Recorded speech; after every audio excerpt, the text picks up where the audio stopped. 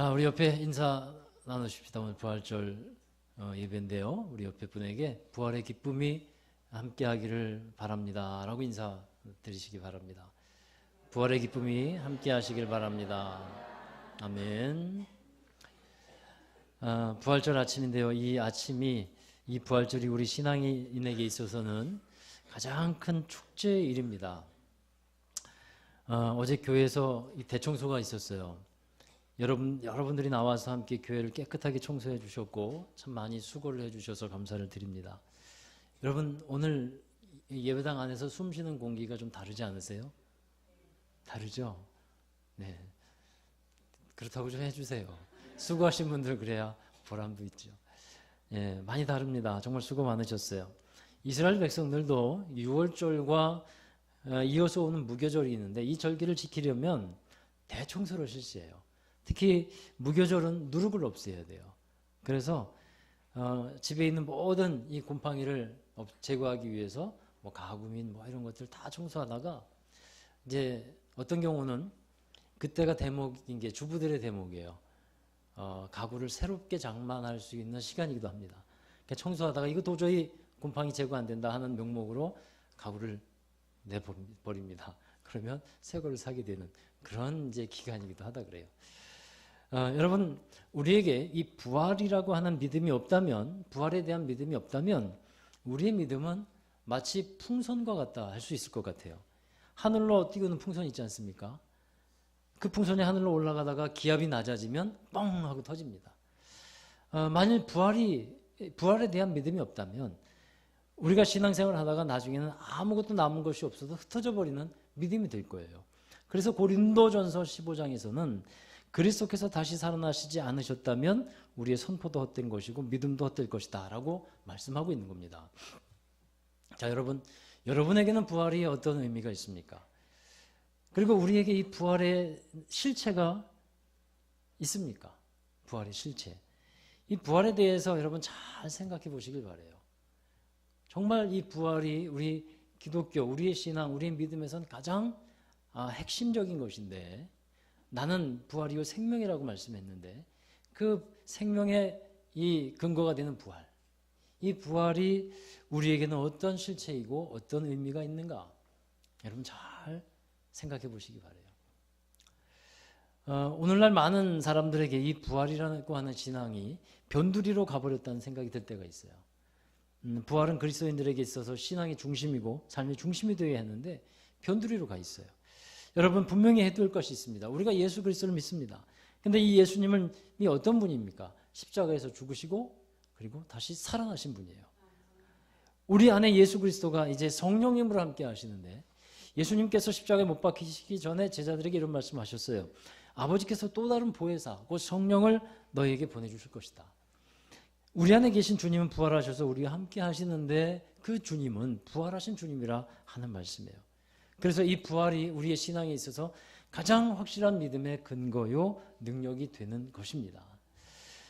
그런데 왜 이 부활이 많은 사람들에게 별로 생각되지 않고 중요하게 여기지 않을까? 변두리로 밀려간 것 같을까? 크게 세 가지 이유를 찾을 수 있는데, 첫 번째는 그 현대의 이 과학적인 사고 때문에 그래요.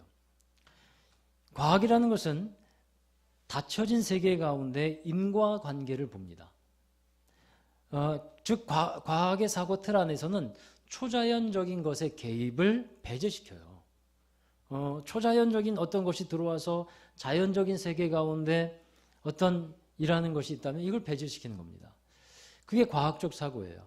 오늘날 많은 것들이 이 과학적 사고의 틀 안에서 설명되어지기 때문에 초자연적인 역사들, 예를 들면 악한 사단의 역사가 일어나는 현상들이 있어요. 그런데 이런 모든 것들을 대부분 과학적 또는 심리적으로 분석을 해버립니다. 물론 그런 것도 분명히 있습니다. 그러나 초자연적인 역사도 분명히 있다는 거예요. 과학적인 사고와 세계관을 갖고 살고 있기 때문에 오늘날에는 초자연적인 개입과 역사를 기대하지 못하게 만들어요. 그래서 이 부활의 변두리로 밀려난 것 같아요. 두 번째는 현재적인 삶에 대한 가짜의 만족이 있어요. 여러분, 그냥 지금의 현세적인 삶이 그냥 살만합니다. 살만해요. 그럭저럭 만족스럽습니다. 물론 어렵죠. 다들 어려운 경제적인 상황들이 있습니다만 그러나 대부분의 사람들이 예전에 비해서는 비교할 수 없는 좋은 환경에서 살아가고 있지 않습니까? 제가 바나나를 처음 먹어본 때가 고등학교 2학년 때예요. 예. 바나나 여러분은 언제 처음 먹어보셨습니까? 그때 처음 바나나 한 개를 딱 들고서 이게 정말 세상에서 처음 보는 것이고 듣기만 했던 것인데 이걸 그냥 먹을 수 없어가지고 자르고 잘라서 조금씩 음미하면서 그렇게 먹었던 그때 맛을 지금도 잊질 못해요. 지금 바나나를 먹으면 그 맛이 안 나요. 처음 먹었을 때 그 맛 얼마나 감격스러운지요. 근데 지금은요, 여러분 바나나 먹고 싶으면 뭐 그냥 맛만 먹으면 쉽게 구할 수 있고 먹을 수 있지 않습니까? 지금의 현세적인 삶이 그냥 살만해요. 그러니까 그 다음에 그 생애를, 그 다음의 삶을 기대를 하지 않습니다. 세 번째는 이 부활에 대해서 가르침이 빈약하기 때문에 그래요. 교회에서 부활에 대해서 또 신앙생활하면서 더 깊이 있고 온전하게 배워야 되는데 그렇지 못했어요. 그러다 보니까 부활이 변두리로 밀려갑니다. 여러분, 부활에 대해서 자세하게 설명하고 있는 성경이 고린도전서 15장이에요. 지금 그 15장을 설명하기는 시간이 없습니다만 여러분이 시간을 내셔서 이 그리스도의 부활과 죽은 자의 부활이 어떻게 설명되어지고 예견되어 있는지를 여러분 한번 자세하게 집에 가셔서 읽어보시기 바라요. 우리가 신앙생활을 통해서 만나게 되는 예수님, 분명히 할 것은요, 여러분 부활하신 예수님을 만나는 것입니다. 예수님을 만난 사람은 삶에 있어서 그 다음에 놀라운 변화가 일어나요. 예수님을 믿기 전의 삶의 모습과 예수님을 믿은 후의 삶의 모습이 달라지게 됩니다. 오늘 설교 말미에서 이제 세례식이 있어요. 이 최성공 청년이 세례를 받게 되는데 세례를 받기까지 저도 조급하게 서두르지 않았어요. 이 청년이 정말 자기의 진실된 마음으로 예수님을 구주로 영접하고 믿으며 삶의 주인으로 받아들이고 이제는 세례를 받아도 될 것 같습니다라고 자기의 입으로 말할 때까지 기다렸어요. 그래서 오늘 세례를 받게 되는데 세례를 받기 전에 이제 신앙 간증문을 쓰게 했어요. 앞으로도 이제 그러려고 생각해요. 이 신앙 간증문이라는 것은 자신의 삶을 되돌아보면서 예수를 믿는 것이 나에게 어떤 의미가 있는지를 찬찬하게 되돌아보는 시간이에요. 이 간증문에 예수님을 믿기 전의 삶과 이후의 삶이 어떻게 달라졌는지 좀 간단하게 적어보도록 했습니다. 여러분, 신앙 간증의 핵심은 뭐냐면요, 예수 믿기 전의 삶과 예수 믿고 난 후에 달라진 나의 삶의 모습에 있어요. 예수님 믿기 전과 후가 달라진 사람 중에 이 성경에서 가장 극명하게 그걸 보여주는 사람이 있다면 사도 바울이 대표적일 것입니다. 그래서 사도행전에 보면 사도 바울은 사람들 앞에서 예수 그리스도를 증거할 때 자신의 삶의 간증을 곳곳에서 증거하고 있어요. 내가 예전에는 이런 사람이었는데 예수 믿고 나서 이런 사람이 되었습니다. 이렇게 간증하고 고백하고 있어요. 내가 만난 주님이 나를 이렇게 변화시켜 놓았어요. 나를 이렇게 만들어 주셨어요. 이렇게 바울은 간증하고 있다는 거예요. 오늘 읽은 말씀은요, 여러분 사도행전 26장은 그 말씀에도 간증이 나옵니다. 그러니까 바울이 로마로 압송되기 전이거든요. 그때 유대를 다스리고 있었던 분봉왕이었던 아그리빠 왕이 있었고 또 그 지역을 다스리는 총독이 있었어요. 그래서 아그리빠 왕과 베스도 총독 앞에서 자기가 부활의 주님을 만났고 또 그 과정과 그 이후에 어떻게 삶이 변화되었는지에 대해서 간증하고 있는 거예요. 예수님을 만난 이후에 바울의 삶은 아주 분명한 변화가 일어났습니다. 다메섹으로 가는 길에 부활하신 예수님을 만나죠. 여러분 잘 아실 거예요. 많이 들어보셨죠? 바울이 왜 다메섹으로 올라갑니까? 지금 시리아의 다메스쿠스라고 하는 곳이에요. 왜 그곳으로 갑니까? 거기에 예수를 믿는 사람들이 모여 있다는 소식을 들었어요. 거기서 교회를 이루고 있고 교회로 모이고 있는데 이 바울은 교회를 대적하는 상황이었고 예수님을 믿지 않는 상황이었어요. 예수님을 이단이라고 생각하는 그런 상황이었어요. 그래서 교회를 대적하기 위해서 유대인 대제사장으로부터 고난을 받고서 다메섹으로 가게 됩니다. 그러다가 가는 도중에 정오면 가장 밝은 빛이 있을 때예요. 그때 이 해보다 더 밝은 빛이 자기와 일행을 비추게 됩니다.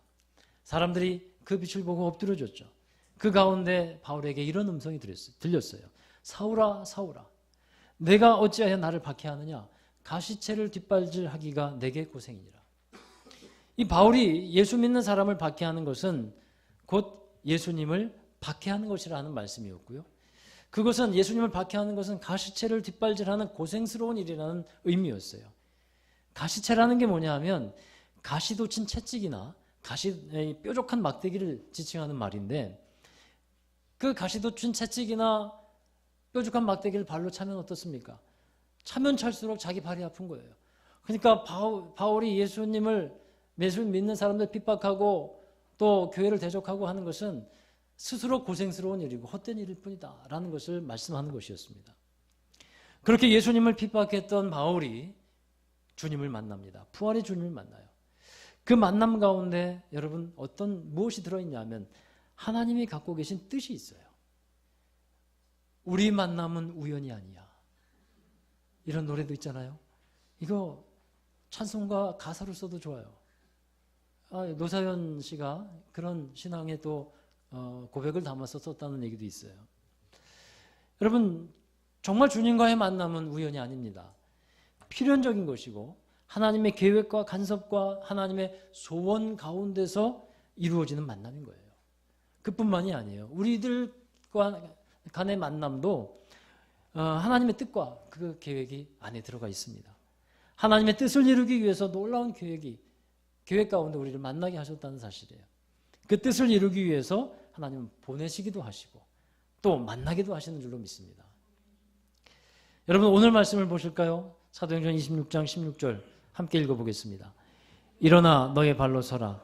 내가 내게 나타난 것은 곧 내가 나를 본 일과 장차 내가 내게 나타날 일에 너로 종과 증인을 삼으려 함이니. 그러니까 부활의 주님이 사도 바울을 만나 주신 이유는 두 단어로 정리할 수 있어요. 이것은 종과 증인이 되게 하시겠다는 거예요. 그리스도의 종이 되어서 증인의 삶을 살아가라고 하는 의미입니다. 바울은 부활의 주님을 만난 이후에 예수의 증인, 부활의 증인으로서 살아가요. 여러분, 증인이 하는 일이 있어요. 증인이 무슨 일 합니까? 증인이 하는 말을 뭐라 그래요? 증언이라고 해요. 증인은 증언을 합니다. 그러면 바울이 무엇을 증언했는가? 여러분, 오늘 말씀해 보십시오. 26장 22절 23절의 말씀 또 읽어보겠어요. 하나님의 도우심을 받아 내가 오늘까지 서서 높고 낮은 사람 앞에서 증언하는 것은 선지자들과 모세가 반드시 되리라고 말한 것밖에 없으니 곧 그리스도가 고난을 받으실 것과 죽은 자 가운데서 먼저 다시 살아나사 이스라엘과 이방인들에게 빛을 전하시리라 함이니이다 하니라. 아멘. 바울이 사람의 지위 고하를 막론하고 사람들에게 증언한 것은 두 가지예요. 그리스도가 고난을 받으실 것, 그리고 그리스도가 살아나셔서 이 이스라엘과 이방인 곧 세상에 빛을 비춰주실 것. 그래서 이 사도 바울이 또 한번 정리해 보면 사도 바울은 예수 그리스도의 십자가의 증인이요 부활의 증인으로서의 삶을 살았다는 거예요. 자, 여러분, 이와 같이 이 부활의 주님을 만난 바울이 이제 증인으로서의 삶을 살아가는데 이것이 바울에게만 해당되는 것이겠냐는 거예요. 우리 모두에게도 똑같이 적용되어져야 하는 말씀인 줄로 믿습니다. 모든 그리스도인들, 즉 예수 그리스도를 주로 믿는 사람들이 가져야 하는 삶이 뭐냐 하면 예수의 증인된 삶이 되어야 한다는 사실입니다. 예수의 증인 됩시다. 부활의 증인 됩시다. 여러분, 사도행전 1장 8절에 보면 성령이 너에게 임하시면 중간 생략하고요. 마지막 결론이 뭡니까? 증인이 되리라. 성령이 너에게 임하시면 땅끝까지 이르러 내 증인이 되리라. 이것이 성령을 주신 목적이고 이유였다 하는 사실이에요. 부활하신 예수님을 만나고 그 예수님을 믿으며 그 예수님과 함께 살아가는 사람은 달라지는 것이 있어요. 그 말을 통해서 그의 행동과 삶을 통해서 예수가 증거되어야 합니다. 이게 부활의 주님을 만난 실체예요. 부활의 주님을 만난 실체는 이렇게 달라져요. 증언이 달라지고요. 행동이 달라집니다. 삶이 달라집니다. 그래서 그 예수님이 증거되는 삶을 전하고 그리고 그 삶을 몸으로서 살아가는 것입니다. 그 사람이 증인이에요. 여러분, 증인의 삶을 산다고 하면 엄청나게 큰 그림을 그리는 분들이 있을지도 모르겠어요. 사도 바울처럼 살거나 예수님의 제자들처럼 사는 것 말입니다. 물론 그래야죠. 우리가 그렇게 목표를 잡고 살아야죠. 주님처럼 살아가야죠. 그러나 좀 솔직해집시다. 그건 너무 지나친 그림이에요. 일단 우리가 먼저 그리기에. 그것은 너무 먼 곳에 있는 그림이에요. 여러분, 우리는 가까이에 있는 곳에서부터 그림을 그려야 돼요. 내가 만난 예수님을 가까운 사람에게 드러내고 그렇게 살아가고 계시는지요. 그것을 우리는 먼저 그림을 그리고 살아가야 돼요. 이것이 지금 우리가 이루어지고 있는 삶이어야 한다는 겁니다. 여러분, 매일매일 만나는 사람 있지 않습니까? 누굽니까? 매일매일 만나는 사람. 가족이에요. 네, 가족. 어떤 분은 가족을 일주일에 한 번 보는 분들도 있죠. 안타깝죠. 예, 그런 분들도 있지만 그러나 가장 자주 만나는 분은 가족이에요.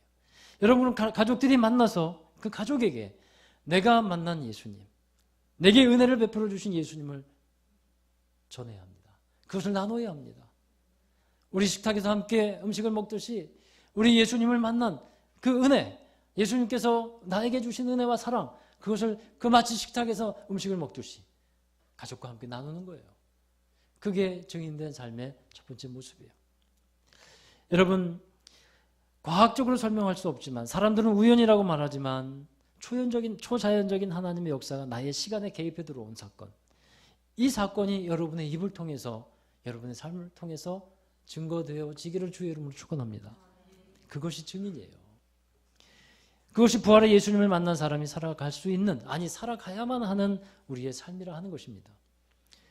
이 바울이 아그리빠 왕과 베스도 총독 앞에서 예수 그리스도를 전합니다. 부활하신 예수님이 자신을 만나신 이유를 알립니다. 그리고 그 이후의 삶을 말했을 때 아그리빠 왕이 이런 말을 해요. 사도행전 26장 28절에 아그리빠가 바울에게 이르되 내가 적은 말로 나를 권하여 그리스도인이 되게 하려는도다. 여러분, 아그리빠 왕이 바울의 말을 듣고 있다가 보니까 자기의 마음이 이상해지는 거예요. 진짜 생명의 말씀을 전해주었을 때 그 전함을 받는 사람들은요, 마음이 감동이 됩니다. 무언가 움직이는 것이 느껴져요. 내가 만난 예수 그리스도, 내가 만난 하나님의 은혜, 내가 경험한 하나님의 은혜와 사랑을 전하게 될 때 그것을 받는 사람에게는 감동이 전해지게 되는 것입니다. 성령께서 그 마음을 움직여 주시는 것인 줄로 믿습니다. 전에 제가 이런 말씀을 드린 적이 있어요. 여러분, 예를 들어서 머리가 나는 탈모약을 파는 사람이 있다면 그 사람은 반드시 머리숱이 많아야 합니까? 적어야 합니까? 많아야 해요. 머리숱이 적은데 이 약 바르면 납니다. 누가 그걸 보고 확신을 갖겠습니까? 여러분, 살을 빠지는 약을 파는데 비만에 걸린 사람이 이 약 먹으면 살 빠진다라고 얘기하면 누가 확신을 갖겠습니까? 제가 피부가 좀 이상해져 병원을 찾을 때가 있으면 가는 피부과가 있어요. 거기에 가면 먼저 보게 되는 것이요, 그 의사와 직원의 얼굴입니다. 피부과 의사와 직원은 피부가 어떨까? 참 좋네. 이렇게 매끈매끈하고, 여자들은 뭐예요? 이렇게 필링? 뭐 이렇게 깎아내는 거, 뭐 그것도 하고 한다며요. 참 좋네. 그래서 거기에 또 이제 관심이 가시더라고요. 피부과니까. 자, 여러분이 부활하신 예수를 믿고 있다면 그 믿음이 우리의 삶을 통해서 증거로 드러나야 할 줄로 믿습니다. 예수님이 부활하셔서 이제 제자들을 찾아가요. 제자들은 두려움과 무서움에 사로잡혀 있는 상태였어요. 요한복음에 나오는 오늘 새벽의 말씀이에요. 부활하신 예수님이 그들을 찾아가셔서 평안을 전해주십니다. 성령을 받으라 하십니다. 그리고 보지 않고도 믿는 자가 되어야 한다고 말씀하셨어요. 부활하신 예수님과 함께 하는 사람에게는 이 세 가지가 항상 함께 있음을 알 수 있어요. 평안, 성령, 그리고 믿음입니다. 여러분, 이제 예배 가운데 세례식을 거행하려고 그래요. 이 세례가 오늘 설교의 결론이기도 합니다. 이 세례는 예수 그리스도와 함께 나의 옛사람이 죽고 이제 물과 성령으로 거듭나서 새 사람이 되어 산다고 하는 고백이에요. 오늘 세례를 받게 되는 우리 최성공 청년에게 간증물 써오라고 했는데, 예수님을 영접하면서 세례를 받게 되는데 그 예수님을 믿는 증거가 그의 삶에 있는지 제가 확인하려고 했어요. 간략하게 좀 소개해드리면 간증문에 이런 얘기가 있었어요. 어린 시절 저는 하나님을 모르고 자랐습니다. 저는 사실 교회에서 운영하는 어린이집을 다니고 그 교회도 다녔지만 10살 즈음부터 나가기 싫다는 이유로 교회에 나가지 않았습니다. 그때 나의 죄가 너무 깊어 하나님과 닿을 수 없었습니다. 그때는 10살 때 나의 죄가 너무 깊어 하나님과 닿을 수 없었다고 대단한 영성을 갖고 있는 청년이에요. 그때는 하나님이 나를 사랑한다는 사실을 알지 못했습니다. 하나님에 대해서 알고 싶어 하지도 않았습니다. 그렇게 20대 초중반까지 살았습니다. 여러분, 이 청년이 고백했듯이요, 대부분의 사람들이 살고 있는 모습이 이래요. 대부분 예수 그리스도와는 상관없는 삶을 살아갑니다. 하나님을 알고 싶어 하지도 않아요. 그럴 필요도 별로 느끼지 못합니다. 현세적인 삶에 만족을 합니다. 그리고 이제 이 간증 가운데 중간의 내용은 초등학교 시절, 중학교 시절, 고등학교 시절을 적었어요. 학창 시절을 보내면서 깨닫게 된 자기 성격과 여러 부침들, 여러 힘든 일들에 대해서 적었고 또 감사한 것에 대해서 적었어요. 그리고 이제 대학에 들어갔는데 그 후에 이렇게 쓰고 있어요. 그러나 저는 너무나 어리석었습니다. 그때 당시 저는 내 스스로 해낸 거라 생각하고 자만했습니다. 저의 자만심은 하늘 높은 줄 몰랐고 겁낼 게 없었습니다. 다른 사람을 내려다보고 내가 항상 옳다고 생각했습니다. 하나님은 이런 모습을 보시고 저에게 가르침을 주셨습니다. 내가 옳다고 믿었던 완벽한 세계관이 완벽하지 않다는 걸 알게 해주셨고 내가 최고라는 사실은 말도 안 되는 것 자만이라는 걸 깨닫게 해주셨습니다. 그 후 하나님은 저를 부르셨습니다. 제 친구 하준이는 계속 저에게 교회에 나오라고 말을 했습니다. 우리 하준이가 놀라운 일을 했어요. 하준이가 정말 큰 일을 했어요. 하나님이 정말 천하보다 기뻐하시는 게 한 영혼 구원받는 일인데 하준이 정말 큰 일을 했어요. 나중에 성공이가 거하게 밥을 사야 돼요. 게다가 하나님께서 대학원 지도 교수님을 통해서도 저를 부르셨습니다. 제가 작년에 제자로 교회에 처음 왔을 때 성령님께서 제 마음에 울림을 주셨습니다. 2017년 6월 11일 날짜까지 정확하게 기억하고 있네요. 오전 찬양을 들으면서 눈물이 날 것 같았습니다. 꼭 참았습니다. 그때 알았습니다. 하나님은 정말 계시다는 것을.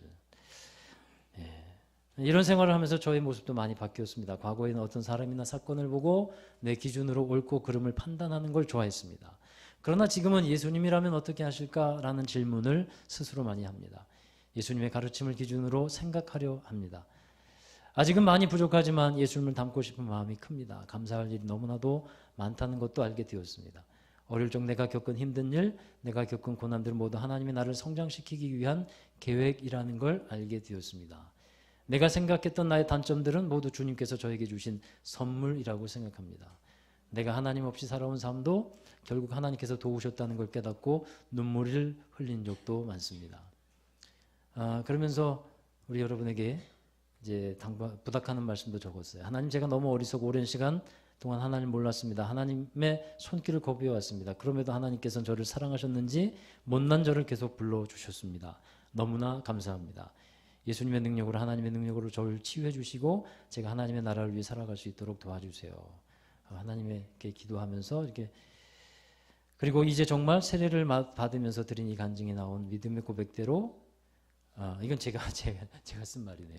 그러니까 여러분, 이제 정말 세례를 받으면서 이 청년이, 이 친구가 믿음의 고백을 했잖아요. 이 고백대로 우리가 하나님의 나라를 살아갈 수 있도록, 그러니까 이 친구가 하나님의 나라를 함께 잘 살아갈 수 있도록 여러분도 기도해 주시고 또 믿음으로 귀하게 격려해 주시기를 주 이름으로 축원합니다.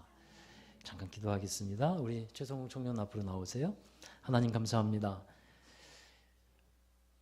부활하셔서 우리와 함께 하시는 주님, 우리를 만나주신 주님, 그 부활의 기쁨과 은혜와 평강을 누리는 저희들 되게 하여 주옵소서.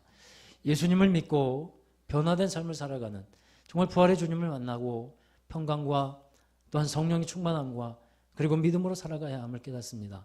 우리의 삶이 그렇게 살아가고 있는지 돌아보게 하시고 또한 예수 그리스도를 증언하며 부활의 증인으로서의 삶을 살아가는 저희들이 모두가 되게 하여 주옵소서. 예수 그리스도의 이름으로 감사하며 기도합나이다. 아멘. 이어서 우리 세례식을 거행하도록 하겠습니다. 우리 반주 잠깐 해주시면 좋겠습니다. 우리 최성공 청년 앞으로 나오시기 바라요.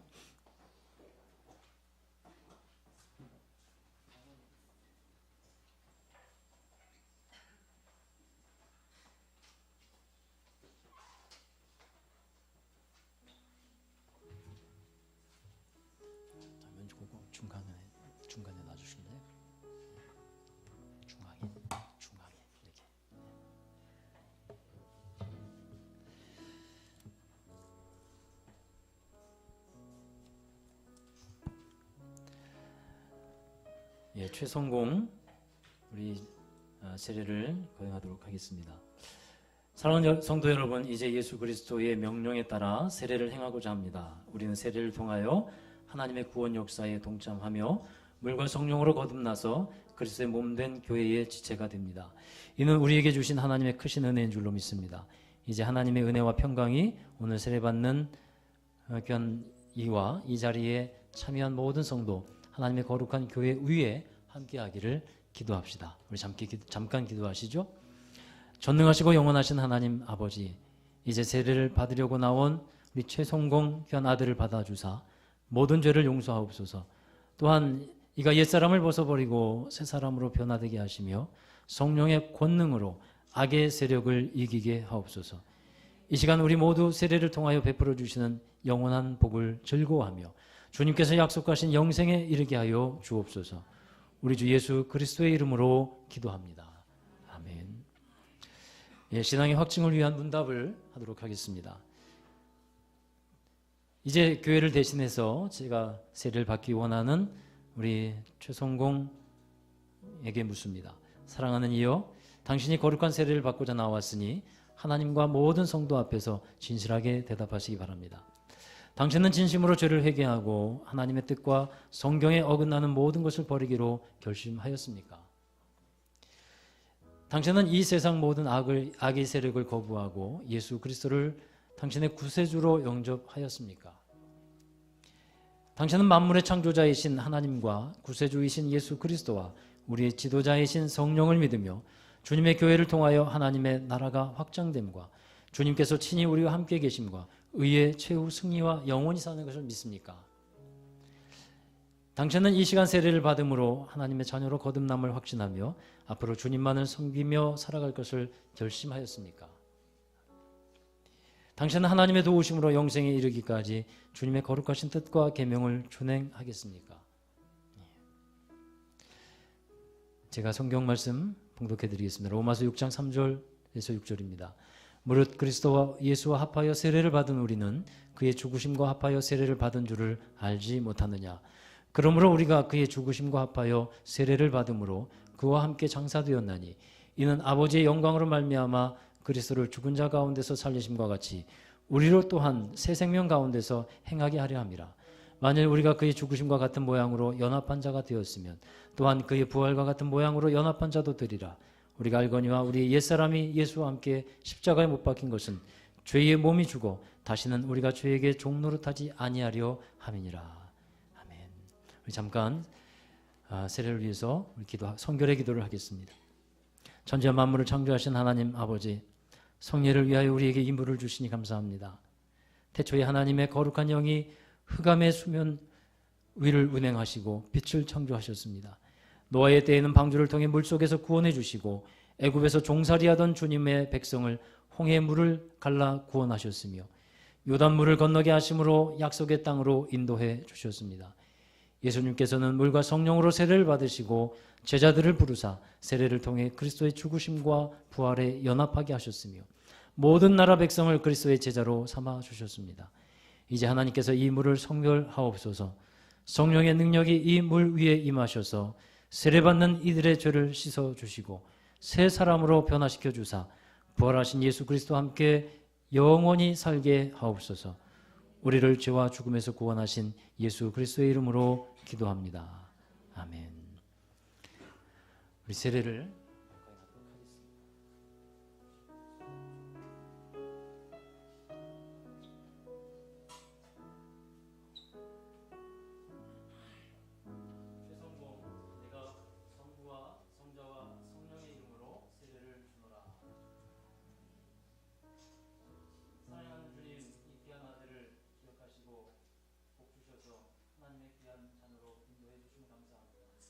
평생 주님의 은혜 가운데 살아가게 하시고 그 모든 생애가 주님의 영광을 드러내는 생애가 되도록 은혜를 베풀어 주옵소서. 예수 그리스도의 이름으로 축복하며 기도합니다.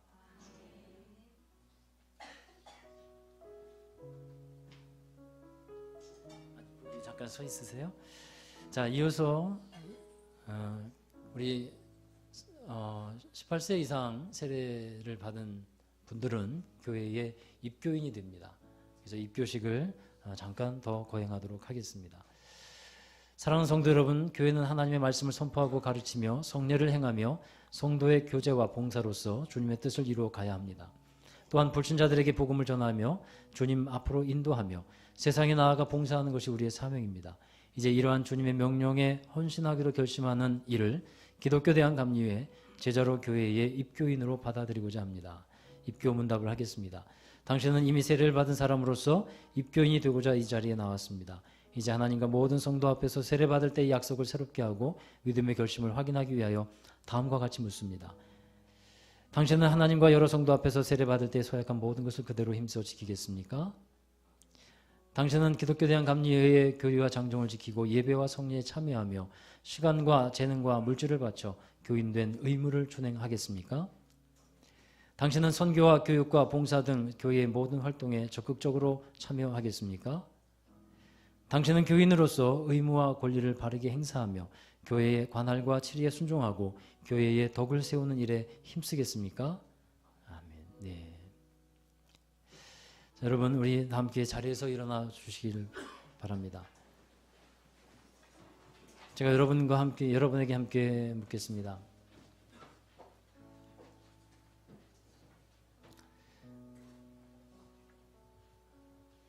사랑하는 성도 여러분, 문답을 잠시 묻습니다. 여러분, 그리스도의 몸된 교회의 지체로서 죄를 멀리하고 그리스도께서 주신 사명을 잘 감당해야 함을 다시금 확신합니까? 여러분이 대답해 주시면 됩니다. 저는 여러분에게 오늘 우리 교회의 한 가족이 된 이 사람을 기도로 돕고 사랑으로 돌봐줄 것을 권면합니다. 한 믿음과 한 소망 안에서 이들을 사랑하고 격려하며 후원함으로써 믿음의 장성한 분량에 이르도록 인도하시겠습니까? 뒤로 돌아서시기 바래요. 우리 이 사람, 우리 최성공 청년이 오늘 거룩한 세례를 받고 우리 제자로 교회의 우리 세례인이 되었음을 공포합니다. 여러분께서 박수로 환영해 주시기 바랍니다.